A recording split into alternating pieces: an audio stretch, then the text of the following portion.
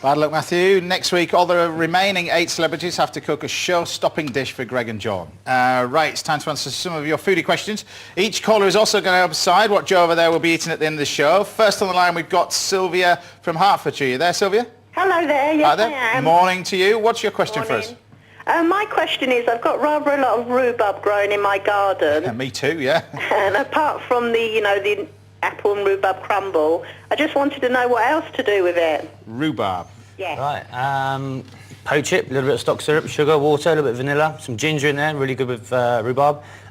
Take the stock out after it's poached, and a nice simple jelly. Yeah. Ice cream, love it. So you can do that, but also you can do savoury stuff as well. Chutney, very similar to sort of what I did with that apple earlier as well. With pork as well, fantastic. Yeah. There you go, rhubarb with pork as well. There you go. What dish would you like to see at the end of the show? Heaven or hell? Sorry, Joe, it's got to be hell for me. There you go. And Rod from Bradford, you there, Rod? I am indeed, James. There, what's your question for us?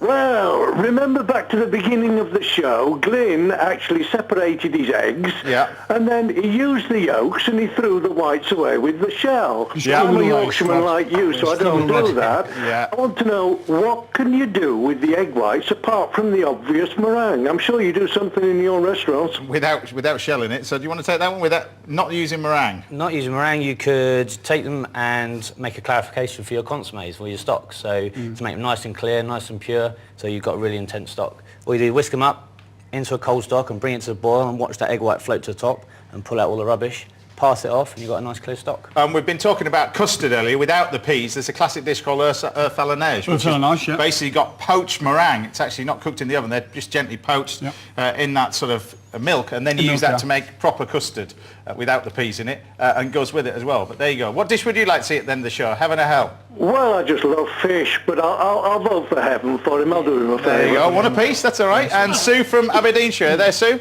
Yes, I am, James. Hi there. What's your question for us? My question is, I've got lots of whole trout in the freezer, but I'm worried about the amount of bones in them. So all I do is poach, debone, and make fish cakes. Right. Any suggestions? Then what about... There's nothing wrong with fish cakes, that's what I'm saying. No, for me, if you can fillet it and you can take the bone out, you could like steam them in a tray, but maybe with thyme and hay. So you put hay in the tray, bit of tin foil on top, put your fish on, some thyme, a little bit of white wine over the top, and bake like that. You can pick the bones out and then just have it as a piece of fish. There you go. There you go. You need to go to the pet shop to get proper hay, but there you go. What dish would you like to see at the end of the show? Heaven or hell? Definitely heaven. Heaven. There you go. And Judith from Birmingham, you there, Judith? Yes, I am, James. Morning to you. What's your question for us? I had a glut of cherries a couple of years ago and pickled a load of cherries, and I normally do them with duck, and I really would like a change. Cherries, not with duck. Do you want to take that one then? Hopefully the ducks are not from the Birmingham Canal. Leave them alone, we basically, if you bring the cherries up to the boil, wash off some of the vinegar and roll them in sugar, and then put them in a low oven overnight. You'll get these fantastic sweet and sour sweets. So it's almost as sweet it will be, and then you can use them on savoury or a sweet. There you go. It's all gone quiet. And cook it at low temperature? Low temperature. Leave it on, say, like 80 degrees overnight, and you roll them in sugar, put them on a tray, a bit of tin foil, just leave them overnight. Come down to the smell of cherries. There you go. Okay. What dish would you like to see? Interesting dish. Heaven or hell? Oh, hell, please. Hell, straight in. Decision straight off the back there. Boom, straight in. James from Cornwall, are you there, James? Oh, good morning to you all right? How's the weather down there? It's dry at the moment. Is it? It's a bit wet outside up here. What dish what would you like to ask us? I've been given a lot of broad beans, and I've seen Glyn's dish with the custards. Right. I didn't know if I could do that with broad beans or another recipe with broad beans. Broad beans and custard. Go on. It's your dish, yeah. I mean, you could do exactly the same method we did with the peas with the custard. That would work. Or if you take them out the pod, you'd have to double pod them. Yeah. But if you take them out the pod, put them into the freezer, then defrost them. You can eat them raw in a salad, but you pod them out and they go all soft. They're absolutely delicious. Yeah, they are good. They're straight out of the freezer and then just defrosted. Just defrosted and they taste. You don't just cook them. They're fantastic. There you go. Well, lots of salad as well. What dish would you like to see? Heaven or hell? Sorry, Joe, it's got to be hell. Ooh, no more there fish. You go. It's Cornwall, you see. Mackerel as well down there. There you go. Right, it's the omelette challenge time now. Paul Rankin seems permanently stuck in the centre of our pan here. 17 and a half seconds. So usual rules apply, guys. I suppose there's one person who you want to sort of try and beat on our board. That'll be Chef Jason. Jason Atherton, which is in the centre of our, in the main pan there. 18.96 seconds. Glyn, you're on here somewhere. I'm on 21.72. All right, okay, there you go. So Usual rules apply. 3 egg omelette cooked as fast as you can. You ready? Yeah. See if he's been practicing. He's been practicing. I can see his eyes. His eyes. Focus. Beware of the quiet one. Are you ready? 3, 2, 1, go.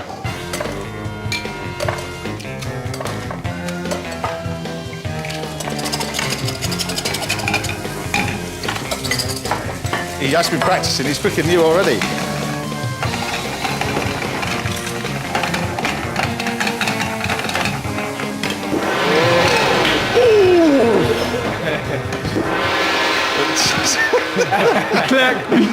Must you beware the Larry one? That's what it should be. There you go. This one... Stuck a bit. Right, stuck a bit. His left rod's half for whites in there. This is all right. Right. You've been practicing as well, Glyn. I'm going to go to Glyn first. Okay. Because Glyn. I feel sick. You feel sick? Not because I've eaten the omelette. I might do about 3 o'clock. Generally, the shell's there in it. I'm going to class that as an omelette because it's, you know, it's 3 eggs. I did check to see if it went in there. Yeah, I was fast. That was fast. That was. You were really fast. You're in here. Never. Yeah. You did it in 19.12 seconds, which puts you about there and knocks a 2 Michelin star chef, Michael Keynes. I'm sorry, Michael. To there. I'm sorry. I do love you, but I'm sorry. It's just the way it is. So, Paul, did practice pay off? I practiced once. It didn't pay off because most of it's gone in the left in the pan. You wouldn't have beaten Jason anyway. No. But you'd have been about here, 20.56 seconds. But unfortunately, you're going in good company though. Some proper music. But that's a bit too cheery for today, so we've got to play this. You see? That's Brian Turner's alarm clock music. Look at this. Right, so will Joe get his idea of food? I started to go do Yorkshire accent with this while that's playing. So will Joe get his idea of food heaven? It's a brioche top steak with grilled tomatoes. It's a bit fancy, but you might like it. Or it's dreaded food ale, that's gooseberry chutney with a little bit of mackerel fish cake. Now these two will make their choices whilst we dash to Italy. That's that fancy place, just a bit further south in France.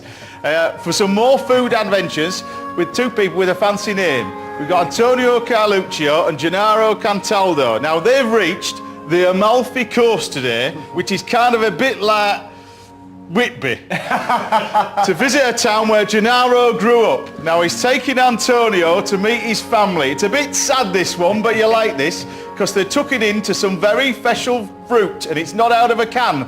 Enjoy this one. Very good.